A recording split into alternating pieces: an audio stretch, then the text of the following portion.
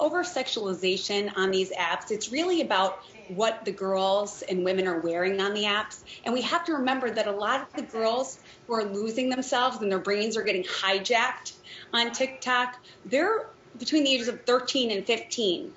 So a lot of times they're wearing really revealing clothing. And I'm all about women embracing their sexual freedom, but 13 to 15-year-olds are children.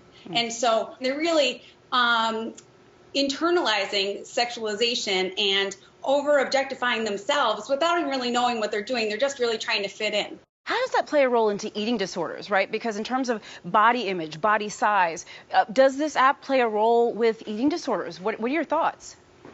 Well, I certainly wouldn't call TikTok a causal factor, but a contributing factor. The most likes come with the girls who have the flattest stomachs. And so they're engaging in, eating disordered behaviors, or they have poor body image, and they're just scrolling and comparing themselves and engaging in these behaviors that they are getting information from people that don't really have any expertise. Well, can we just talk about that for 1 second? Because as a doctor, I'm telling you, I see people on TikTok all the time trying to give medical advice, and I'm like, y'all just need to stop. In all facets, we're talking about diet, we're talking about exercise. Plastic surgery? Plastic surgery, yes. DIY, do it yourself. Yes. At home, treatments. Remedies, all sorts of things. Doing injections on themselves. Not okay. Putting not just their skin at risk, but their overall health with infections and serious medical problems. Yeah. Dr. Lauren, tell us about the That Girl Challenge and sort of what that's about. There are these young women on TikTok who, are kind of living their best life, doing amazing things in amazing locations, and, they're all fit and they have the best workouts and they're eating these beautiful meals and they're hanging out with gorgeous people and doing amazing things. And I have no idea where they are, but they're certainly on TikTok. But they're hard to find in real life. I can tell you that. But the kids are definitely comparing themselves to that girl, and they want to be that girl.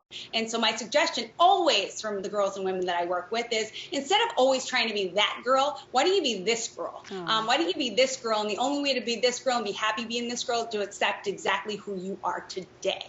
Yes. Yes. I love it. Right on. We concur. Yes. But this is setting you up for failure. And disappointment. And feelings of inadequacy. And we know that ultimately those are going to have negative effects. Absolutely. In so many ways. It's a trick, right? Because that girl doesn't really exist. Right. When you see that girl in real life, she doesn't necessarily look like that girl when she's on TikTok, So I think we also need to remind our kids that what is portrayed on social media is not necessarily accurate to real life. There's a difference between public self and private self. So right now, I know that I'm on the doctor show, so you guys are seeing my public self.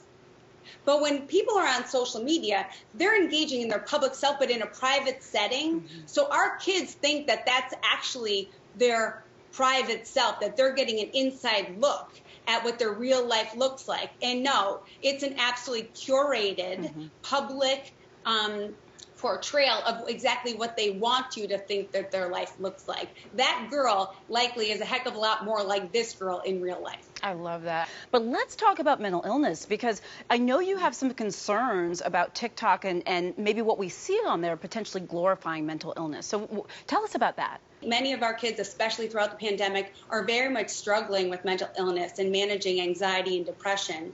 And when they go on TikTok, it seems like everybody almost wants, in an effort to increase mental health awareness, it's almost like a glorification of mental illness instead. And we all have mental health that we need to manage, but we don't all have mental illness, because we need to remember that to increase mental health awareness, if everybody has mental illness, then nobody has mental illness. So we need to make sure that we recognize that what people are portraying on there. We need to respect people with mental health concerns and help them and have them feel free to reach out. Mental health awareness is super important, but the glorification of mental illness on some of these social media apps can be very detrimental, and especially for people who truly do struggle with mental illness.